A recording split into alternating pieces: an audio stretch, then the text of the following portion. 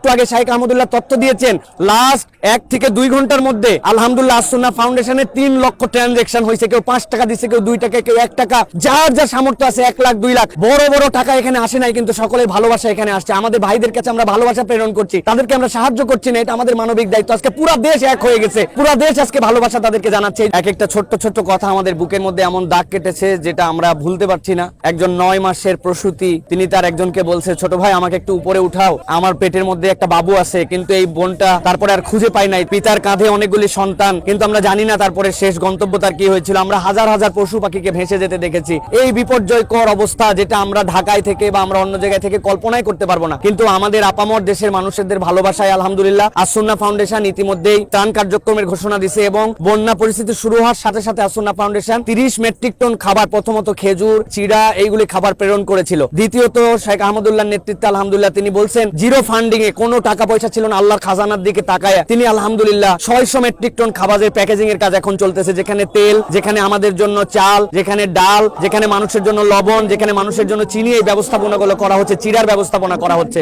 পুরা দেশের মানুষ এই মুহূর্তে ব্যথাতুর। আমি এই জন্য বলবো আপনারা 4টা স্টেপে কাজ করেন। আপনাদের সামর্থ্য থাকলে সরাসরি অংশগ্রহণ করেন, যার সামর্থ্য আছে তার থেকে কালেকশন করে প্রয়োজনে দেন। 3 নম্বর, যদি শারীরিক ক্ষমতা থাকে, আপনার সময় থাকে, আপনি সরাসরি এই ত্রাণের মধ্যে জড়িত হন। চতুর্থত, কিছু না পারলে আপনি ঘর থেকে আল্লাহর কাছে দোয়া করেন, কেননা এই ভাইয়েরা এই মুহূর্তে যে বিপদে আছেন, সবচেয়ে বড় বিপদ থেকে উদ্ধার করা আমাদের সেনাবাহিনী, আমাদের বিমান বাহিনী, আমাদের নৌবাহিনী, তারা ব্যাপকভাবে কাজ করতেছেন। কেননা এই জায়গায় যদি আপনি ফিজিক্যালি এখন ত্রাণ নিয়ে যান, এই ত্রাণ নিয়ে যাওয়ার পরে আমরা ডিস্ট্রিবিউটই করতে পারবো না। সুতরাং লেয়ার বা লেয়ার আমাদেরকে কাজ করতে হবে। আর আমি সাথে সাথে বলছি, বাংলাদেশের বিভিন্ন জন বিভিন্নভাবে এটাতে অংশগ্রহণ করেছেন। আলহামদুলিল্লাহ আমরা বাংলাদেশে যারা খতিব, আমরা যারা ইমাম, আমরা যারা মুয়াজ্জিন, আমরাও সিদ্ধান্ত নিয়েছি আমাদের মাসের 1 সপ্তাহের যে আমাদের সম্মানী, হয়তো আমরা ক্ষুদ্র স্যালারি পাই, কিন্তু আমাদের ইমাম, মুয়াজ্জিন, খতিব, আমরা মসজিদের সাথে যে জড়িত, আমরা 8 দিনের স্যালারির পূর্ণ টাকা আমরা এই বন্যার্তদের জন্য আমরা পুরো দেশের যত 3-3.5 লক্ষ মসজিদ সকলে আমরা দান করার সিদ্ধান্ত নিয়েছি। আলহামদুলিল্লাহ আপনারাও আপনাদের জায়গা থেকে সহযোগিতা করেন। যে ভাইরা স্বেচ্ছাশ্রমের জন্য আসছেন সকাল থেকে, তাদের প্রতি কৃতজ্ঞতা জানাচ্ছি।